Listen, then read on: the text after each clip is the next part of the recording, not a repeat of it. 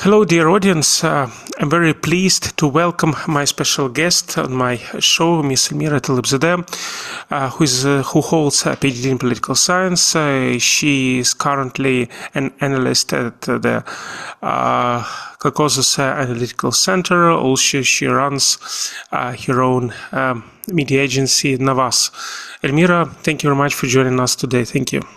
Hello, Mikhail. Well, first of all, let me thank you for inviting me and for trusting me to be your very first guest for your new project, new program. And I have to admit that it is a very special honor to open the conversation on a platform that is just beginning its journey and being your first guest. And I am sure there are a few people who will have happily traded places with me today. I'm genuinely proud to be part of this launch. I have seen the outstanding work that was done through Daily Europe Online in Russian, which built a reputation for serious discussion and quality analysis. And I'm confident that this new project will continue this your tradition, and achieve greater success. And I sincerely wish the channel strong growth, loyal audience, and many fascinating discussions ahead. And to everyone watching this, support this project, subscribe to this channel, share this content, and let's help us to grow, because quality platforms do not build themselves. They grow because their audience believe in them. And I think this project that we're supporting from day one. Well, thank you for having me. Elmira, thank you very much for your kind words, and let's start our interview with Iran-US re-approachment. We see now that we are in the middle of negotiations between the Iranian authorities and the US administration. Upcoming elections, which will take place in autumn, very important for President Trump, and he tries to find a common ground with Iran in order to either stop the war, or at least to postpone it until elections would take place. So my first question, which I would like you to address regarding Iranian situation, because now Iran basically became weaker, bearing in mind its military potential, but still, what do you think? Can Iran restore its military deterrence without nuclear weapons? So, is Iran ready to actually abandon its nuclear program? Well, thank you for your brilliant question. Actually, the current situation, a current state of relations between Iran and the United States, there remain one of cautious de-escalation rather than genuine normalization. Because as we know, following the military confrontation in June 2026, sides there appear interest in avoiding a new cycle of direct conflict. But however, it would be premature to conclude that a stable framework has emerged. What exists is a fragile balance based on the mutual deterrence rather than mutual trust. At present, as we know, Washington's primary objective is to prevent Iran from advancing toward a military nuclear capability, while simultaneously avoiding another major conflict in the Middle East. For Tehran, for example, the immediate priority is preserving regime stability. For them, the priority is rebuilding damaged strategic assets. For example, even reducing the economic pressure created by sanctions and religious instability in the countries, etc. And this raises an important question: how durable are the understanding reached after the recent escalation? And the answer depends largely in three factors. First of all, I would like to mention that the nuclear issue remains unresolved, and fundamental disagreement over uranium enrichment monitoring mechanism and the future of Iran nuclear infrastructure has not disappeared. So any indication that Tehran is accelerating nuclear activities could quickly revive tensions. Second factor, in my opinion, is the regional dynamics. They continue to create risks. For example, Iran's relation with various non-state actors across the Middle East remain a major source of concern for Washington and its regional partners, and any military incident involving these actors could trigger a new escalation, even if neither Washington nor Tehran initially seeks confrontation. And the last one, third but not the least, domestic political consideration in both countries, they remain significant. For example, in the United States, as we know, any administration faces pressure from the Senate, from the Congress, and the regional allies to maintain a firm position toward Iran. And meanwhile, within Iran, their conservative political circles remain skeptical of engagement with Washington and continue to view strategic resistance as a key element of national security. So therefore, while neither side currently appears interested in a direct military confrontation, and the risk of violating exact understanding remains substantial, as you correctly mentioned, the current ceasefire between Israel and Iran is widely viewed as a tactical pause rather than a financial settlement. For example, for Trump and from Trump perspective, the main objective is to prevent a large-scale regional war while securing a political and diplomatic achievement. For example, for the Israel's perspective, their expectations are more, in my opinion, security oriented. So the Israeli leaders, they want clear guarantees that Iran will not be able to rapidly advance its nuclear capabilities and will not strengthen military network that Israel considers as a threat. For many Israeli decision makers, a ceasefire is acceptable only if it leads to a long-term reduction for security risks rather than simply freezing tensions. And the last thing that I want to say, that as a result, most realistic scenario is not just comprehensive resolution, but a fragile and conditional ceasefire. For example, the United States would like to transform this pause into a broader diplomatic process, from my perspective, and while Israel is likely to judge the arrangement favorably by Iran actions rather than diplomatic statements. So in short, Trump is looking for stability and diplomatic success in his mind, and while Israel is looking for a long-term security guarantees for themselves. Many experts draw attention on the fact that actually President Trump is trying to put a lipstick on the pig, pretending that this arrangement with Iran actually is very successful from the point of the balance of power in the Middle East. But in the reality, what do you foresee regarding the situation in the Middle East? Will be a shift of power there, and how actually the countries of Persian Gulf will react towards this final rapprochement between Iran and the United States? Do you foresee that actually China will take or will be in charge of the political processes there due to the fact that China,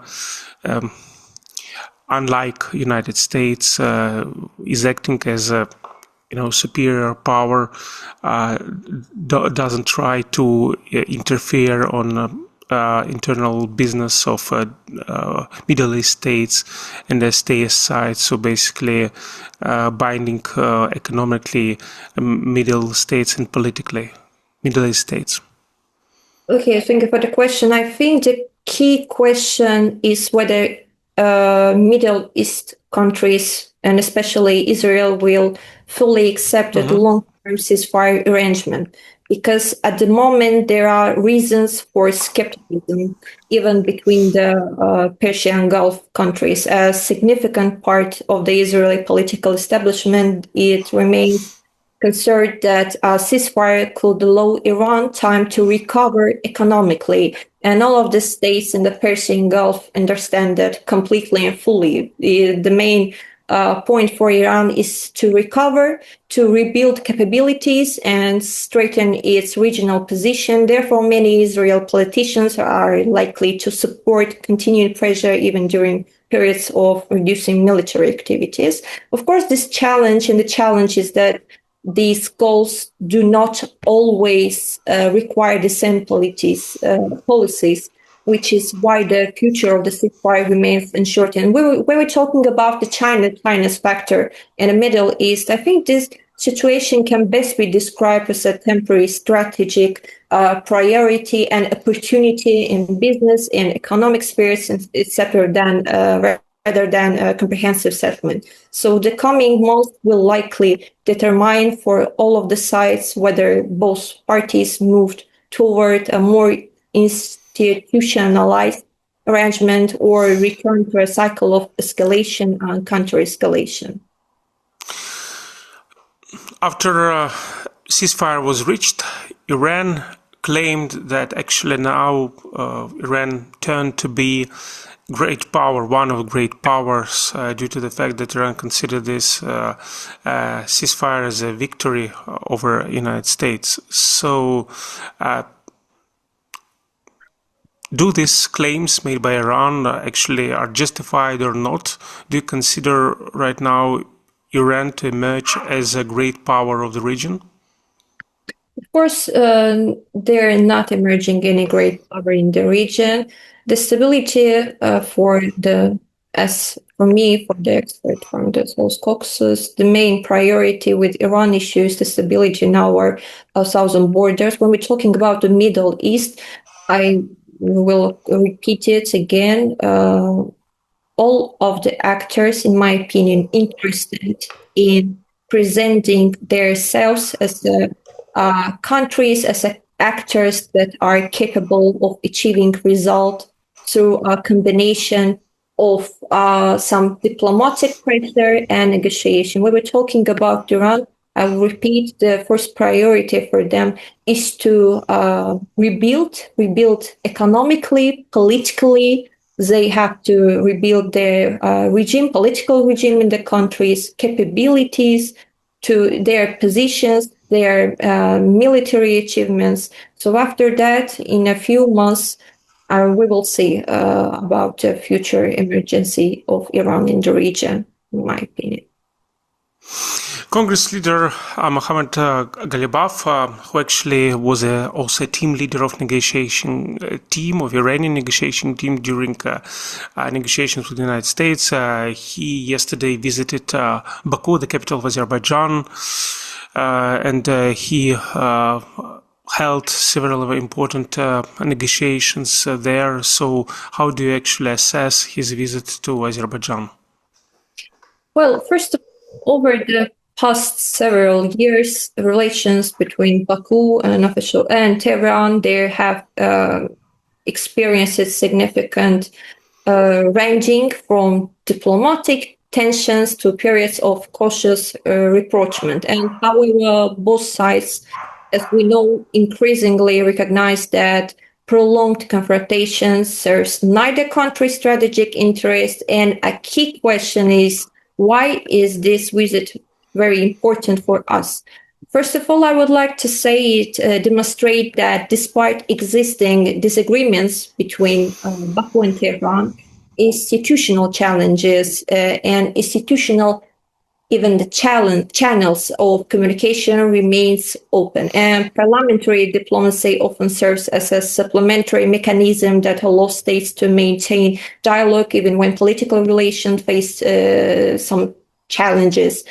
And the second thing that I want to add, this visit reflects Iran's broader regional compilation, because following recent regional developments, Tehran is increasingly interested in maintaining stable relations with neighboring countries, and particularly those occupying strategy important transit positions. And Azerbaijan remains one of the most important transportation and logistics hub not only in the South Caucasus, but connecting the Caspian Basin with South Caucasus in wider Eurasia.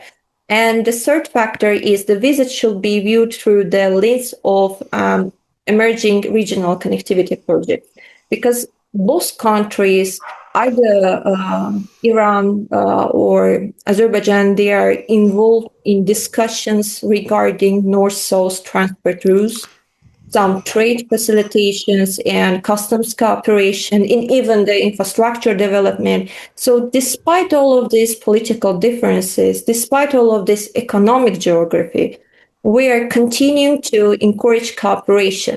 And from Azerbaijan's perspective, as I see it, the visit provides a very important opportunity to maintain constructive engagement while simultaneously protecting its strategic interests and, of course, preserving its independent foreign policy course.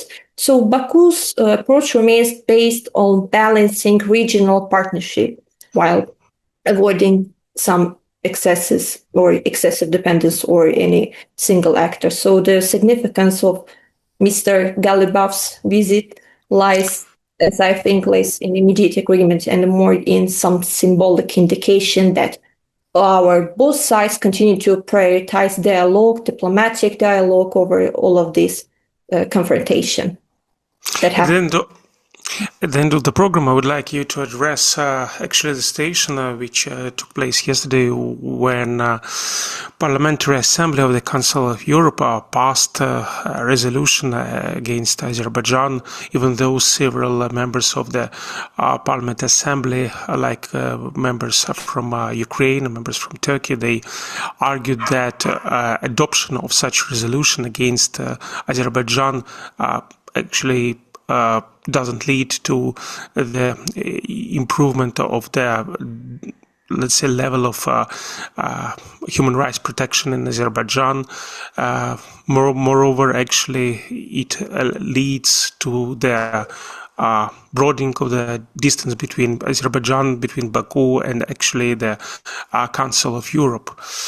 My question will be regarding the retaliation, how Baku politically will retaliate against such measures adopted by our Parliamentary Assembly, because we see that each time this assembly is summoned, they adopt the resolution against Azerbaijan, even though we're now in the middle of the peace process between Armenia and Azerbaijan, and it's supposed to be supported by different European politicians, but at the end of the day, we see a very hostile approach towards Azerbaijan on behalf of many European politicians. Actually, this politics or their politics actually divorced with the politics of their governments, which try to find common ground with Azerbaijan.